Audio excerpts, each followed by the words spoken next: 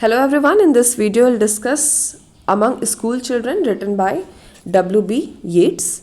W.B. Yeats wrote this poem when he was 60 years old and he was a member of Senate.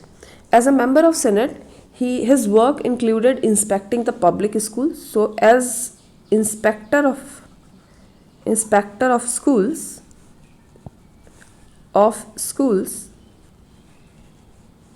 he was visiting different schools. This particular school of this poem, of this title, is Waterfront Convent.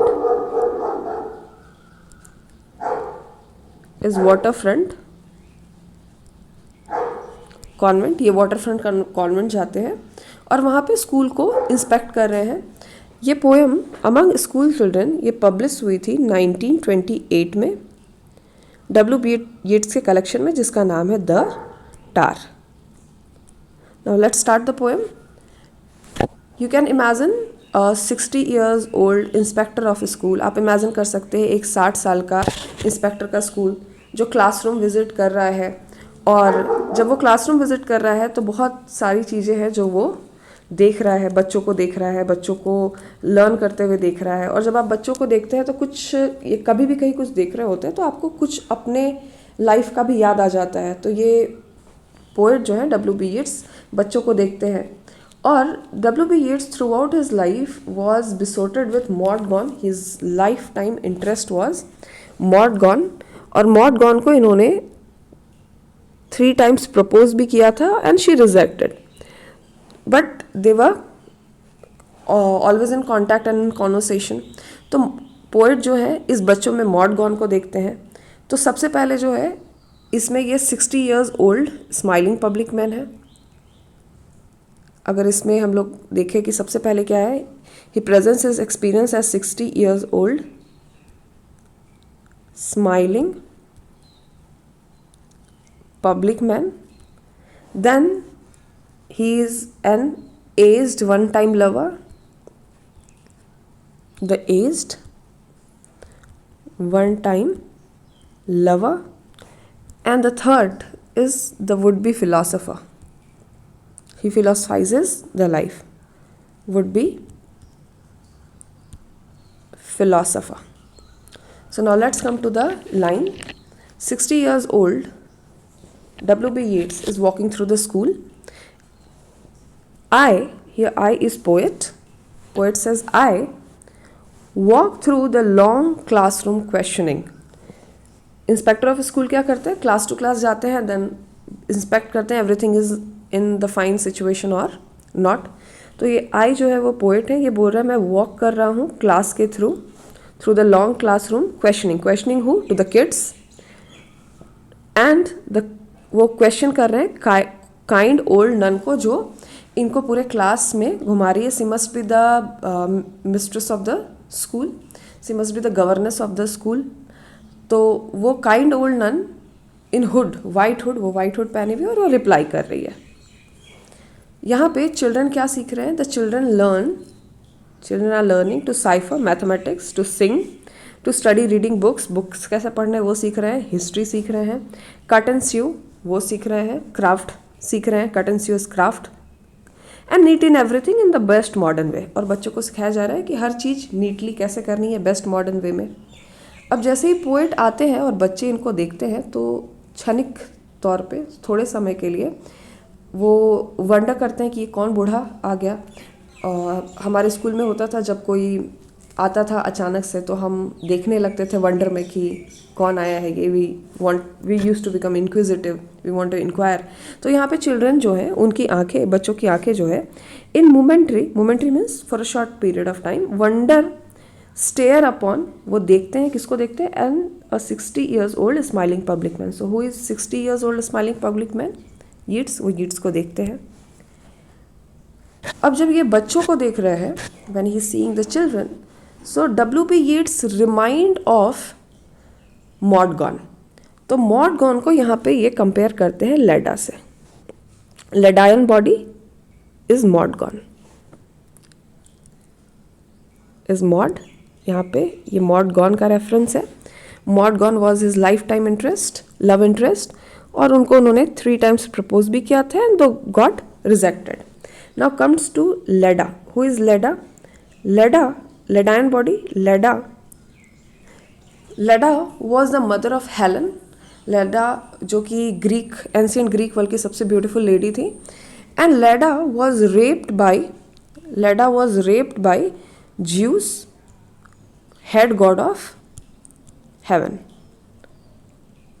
head god of Olympia.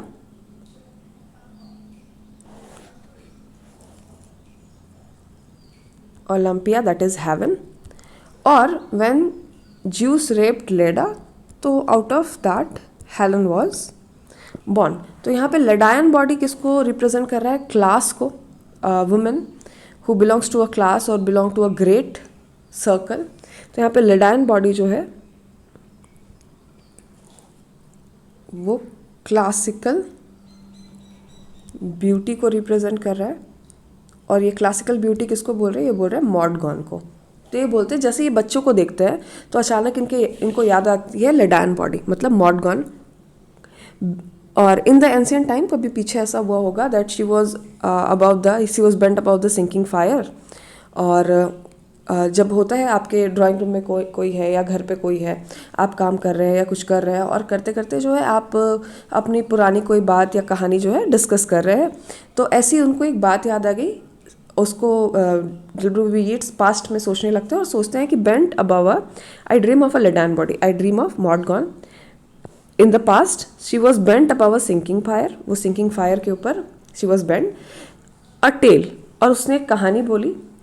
जैसे when we से कि हमारे बचपन में ऐसा हुआ था, तो same way she says, Maud Gonne says, she told of a harsh reproof. Reproof means scolding, डांटना. स्कॉल्डिंग, बहुत हार्श तरीके से उनको डांटा था. या ट्रिवियल इवेंट, ट्रिवियल मीन्स हम बोलते हैं तुच्छ, मतलब unimportant event. Unimportant event that changed some childish day to tragedy. So Mordgone in the past must have told about about her childhood when she was reproved, she was scolded, and that was though it was a trivial event, it was an unimportant small event, but it had changed her childish day to tragedy. Told, and it seemed this tale was told by Mordgone to Yeats, and it seemed, poet claims that it seemed our two natures blend. Two natures, मतलब nature of gone and Yeats blend into a sphere of youthful sympathy. So many a time it happens, somebody tells you the tale of the past and you get into the sympathy for that person, and that time your brain is one. So when he says that Mordgone told about some childish tragedy, trivial event of the past and the harsh reproofs he got, so he felt the sympathy for her. or else alter Plato's parable. अगर प्लेटो के parable को alter करके बोला जाए तो into the yolk and white of the one cell. He felt that they were yolk and white of the one cell. Now let's come to another.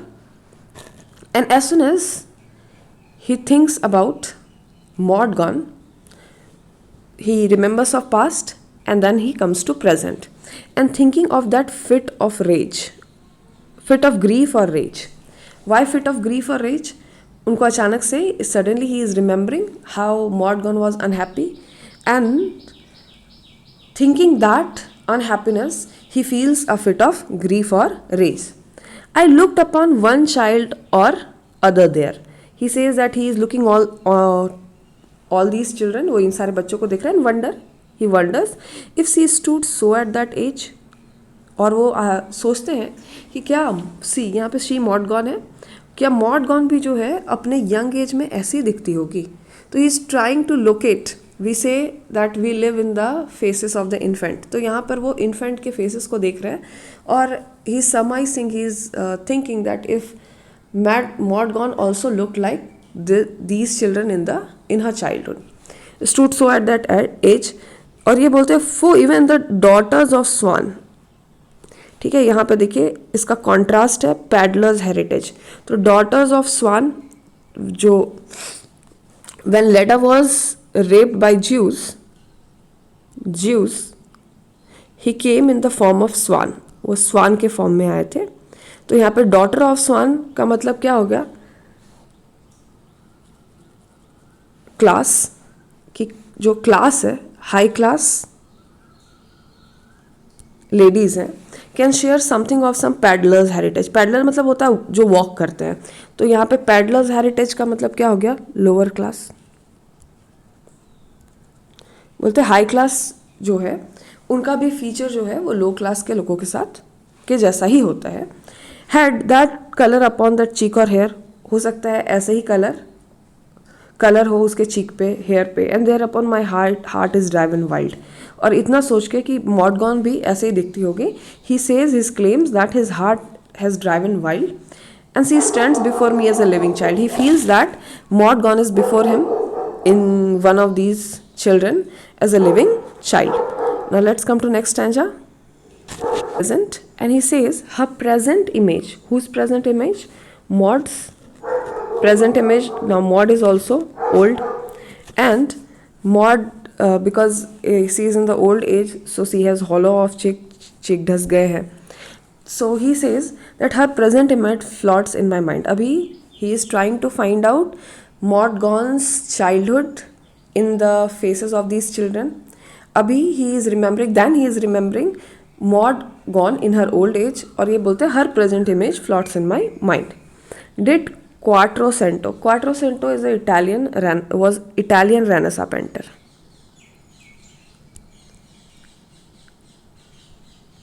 Italian Renaissance painter. Renaissance painter.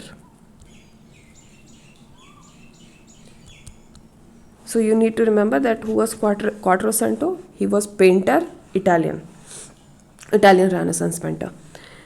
His finger fashioned it. So he says that she looks as if Quattrocento had made the picture in which she is hollow of cheeks, as though, और अब मॉडगॉन के cheeks जो है इतने hollow हो गए, इतने ढस गए, एज दो इट ड्रैंक ऑफ विंड, कि वो अब सिर्फ हवा पीती है, and took a mess of shadows, और सैडो खाती है फॉर इट्स मील। अब ये कहते हैं दो आई दो नेवर ऑफ लीडियन काइंड, मैं कभी लीडियन काइंड का नहीं था, मतलब बहुत हैंडसम, मैं बहुत कभी हैंडसम नहीं था, एक्सट्रीमली हैंडसम नहीं था, but had a pretty plumage once, पर फिर भी मैं प्लमेज था।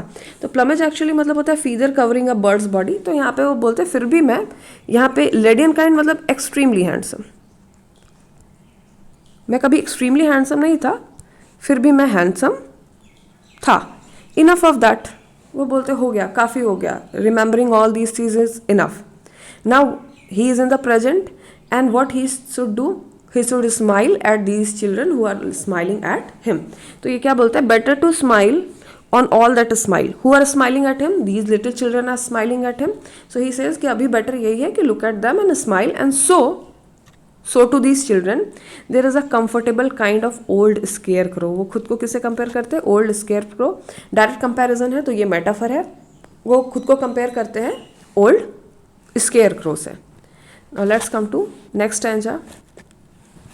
अब यहाँ से ही स्टार्ट्स हिज फिलोसफी, देखिए starts with the old 60 years old smiling public man, और उसके बाद ही there was a discussion of the aged one time lover, and now from here he starts फिलोसफाइजिंग।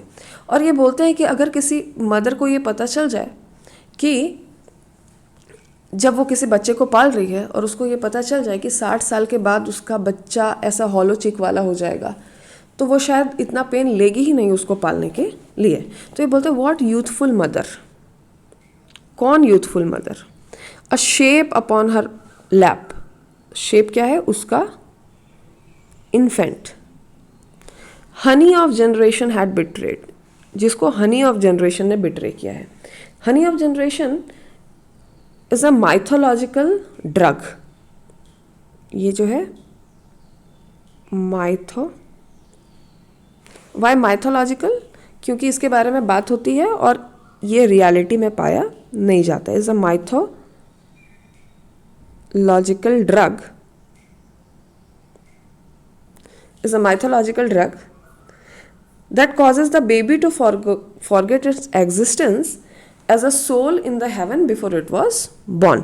एक माइथोलॉजिकल ड्रग है जो कि जब बच्चे पैदा होते हैं तो उनको मेक देम फॉरगेट कि इनके पैदा होने के पहले वो हेवन में कैसे थे और कैसे नहीं थे।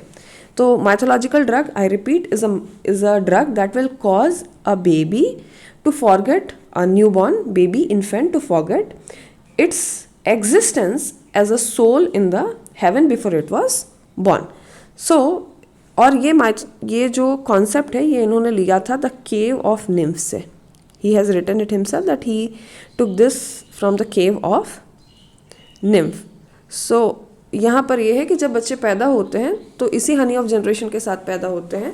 तो जब बच्चे पैदा होते हैं तो दो वर्ल्ड में रहते हैं, और ये हनी ऑफ जनरेशन जो है they have it with mother's milk.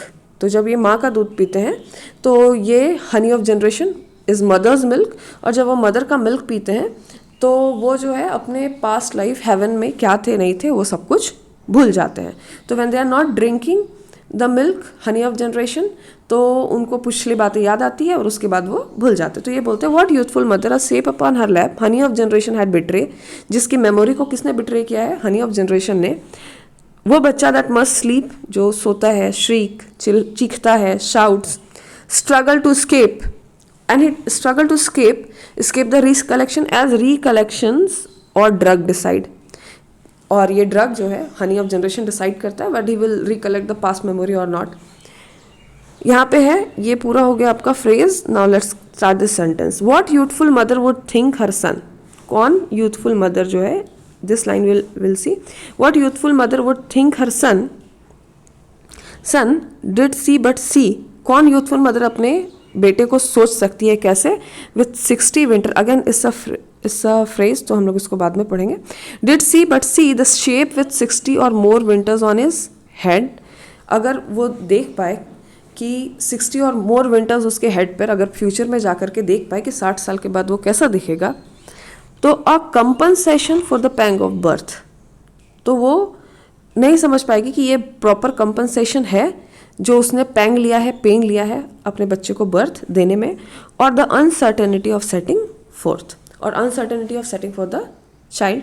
तो यहाँ पे इन सोल ये है कि माँ जो है अगर उसको पता हो कि 60 साल के बाद his son would be shrivelled, will be hollow of cheek as the poet is, then may be no youthful mother would feel giving birth to the baby if he could see his own child in the future, and it is perhaps not the proper compensation for all the pangs, all the pains he took at his birth. Now let's come to another next stanza, stanza number 6. Now here he starts more philosophizing. Here he talks about three great philosophers. First Plato, second Aristotle, third Pythagoras, and he talks about that they all three had different approaches to life, different approach to give the meaning to life. Plato was an idealist.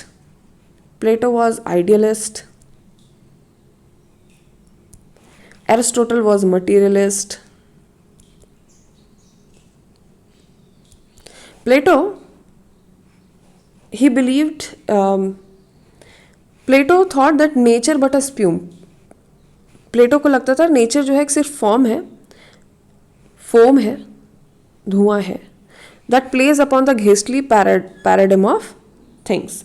जो ghostly paradigm जो है एक example of pattern, same pattern है जो चलता रहता है। तो he has that approach about life. Soldier Aristotle को सोल्जर बोला है। प्लेड द टॉज, ठीक है, टॉज मतलब चिमटा, वो टॉज जो है upon the bottom of king of Kings. तो किंग ऑफ किंग कौन है यहाँ पे? Alexander the Great, Sikandar. he was considered to be he is the conqueror of the world। तो अलेक्जेंडर द ग्रेट के टीचर जो थे वो एरिस्टोटल थे, और वो बोलते थे, वो मटीरियलिस्ट थे। उसको सिखाने के लिए, अलेक्जेंडर को सिखाने के लिए वो he use to punish him with taws. वो टॉज से उसको पनिश करते थे, और it is a birch like instrument known as taws, और इन टू हिज बॉटम। अब तीसरा बोल रहा है world famous golden thighs Pythagoras, ये जो है बिलीव करते थे म्यूजिक ऑफ स्फेयर्स में। तो he fingered upon the fiddle stick और स्ट्रिंग, वो म्यूजिकल इंस्ट्रूमेंट बजाते थे और वो बजा के बताते कि स्टार का म्यूजिक कैसा है और what a star sang and careless muses heard. So he believed in the music of the spheres and he played that music. तो अब ये बोलना ये चाह रहे हैं कि तीन अलग अलग ग्रेट फिलोसफर्स, बट तीनों का अलग अलग अप्रोच लाइफ के लिए, but now they are all dead. क्या है? Old cloth upon the old sticks. अब वो क्या, बाद में जब एक एज आया 60 ईयर्स के जब हो गए होंगे तो वो भी ओल्ड क्लोथ ही होंगे, on the old stick to scare a bird, जिसको बर्ड को डराने के लिए रखा जाता है, वो भी वैसे ही हो गए होंगे। How so he says however great a person, one ultimately gets to this condition of old age. Now he comes and says that nun and mother, he says that here he talks about the woman and he tells about the importance of women because all men are born of women. So he says both nun or mother, if there is a woman who indulge with men or the one who does not indulge with men, दोनों जो है कहीं ना कहीं men के heart को break करती है। हाउ? एक डायरेक्टली एक indirectly. Somehow he says that both nuns and mother worship images. लेकिन नन जो है कौन सी इमेज को वर्शिप करती है? दोज द कैंडल लाइट, जिसको कैंडल लाइट करते हैं। तो कैंडल किसको लाइट करते हैं?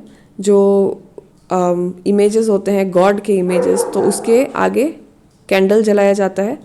तो ये बोल रहे हैं कि both nuns and mother worship images but those the candle light, जिसको कैंडल लाइट करते हैं। तो कैंडल लाइट करते हैं वो कौन से इमेजेस है? जिसको गॉड के इमेजेस, जिसको नन प्रेज करती है, नन वर्शिप करती है, are not those that animate the mothers reveries. Reverie means day dream, day dream. तो मदर किसको वर्शिप करती है? मदर वर्शिप करती है अपने चाइल्ड को। तो ये बोलते दोनों एक ही नहीं है, बट कीप अ मार्बल, ये जो कैंडल जिसको लाइट करते हैं वो किस में होते हैं? मार्बल और ब्रॉन्ज में रिपोज करते हैं, एक पिक्चर होता है। Yet they to break the heart, ये बोल रहे फिर भी ये इमेजेस हार्ट ब्रेक करते हैं। Somehow it breaks the faith of the people, breaks the worshipping of the people, and when people are in passion, piety, affection, they go to the God and their heart is broken. Broken means it's not in a bad way, it's broken, melted into the pity, break into pity. Oh, presence says that passion, piety and affection knows and that all the heavenly glory symbolize. अब ये बोल रहे हैं O self born mockers of men's enterprise. ये बोल रहे self born mockers है ये, क्योंकि women are born of women. तो ये बोल रहे हैं मैन का जितना भी एंटरप्राइज है इसको मॉक करती है women, because they are self born, they are not women born. Women are born of women, so they are self born while man are born of women. Now let's come to the last stanza. अब इतना सब सोचने के बाद सबसे पहले ही talks about how he is going to the classroom seeing the children, then he talks about how he sees the image of Mortgon in the children. Then he talks about that Mortgon has also become old like him. Then he talks about how a mother would feel if she knows that after all the pangs and the pain that she took to give the birth to his baby will end up his child being a old man, like a old scarecrow, like having hollow chick. And he questions whether a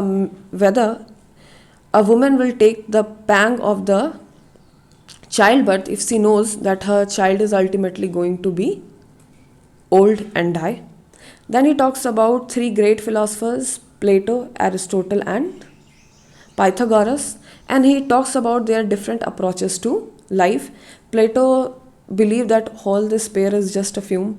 Aristotle used to punish his student Alexander the Great with birches like instrument. Pythagoras believed in the music of spheres. So they all three had their own different approaches to the meaning of life, yet in the old age they were like the old scarecrow and died. At last he gives that if everybody is working, mother is having pain to give the birth to the baby, so what should be the approach to life? So here is the last concluding stanza in which he talks about how should a person work. He says that labor is blossoming, labor तभी blossom होता है, labor तभी खिलता है, blossom is full, तो यहाँ पे खिलता है मतलब, और dancing where the body is not bruised to pleasure soil. ये बोलते हैं आपको बॉडी को ब्रूइज करने की, पेन देने की ज़रूरत नहीं है सोल को प्लेजर करने के लिए. तो ये बोल रहे हैं कि बहुत सारे लोग होते हैं जो सोल को सेटिस्फाई करने के लिए बॉडी को टॉर्चर करते हैं, तो ये बोलते हैं ये ज़रूरत नहीं है. ये बोलते हैं nor beauty born out of his own despair. बोलते हैं यहाँ बोलते हैं दुख से खूबसूरत चीज़ निकलती है. ये बोलते हैं कि डिस्पेयर से कुछ ब्यूटी बॉर्न नहीं होती है. ये बोलते हैं nor bleared eye wisdom out of midnight oil. बोलते हैं अगर आप बहुत मिडनाइट ऑयल का मतलब होता है अगर रात तक भर आप पढ़ते रहते हैं, बहुत ज़्यादा परिश्रम करते हैं, तो उससे आपको विजडम मिलने वाला नहीं है. ये बोलते हैं ओ चेस्टनट ट्री.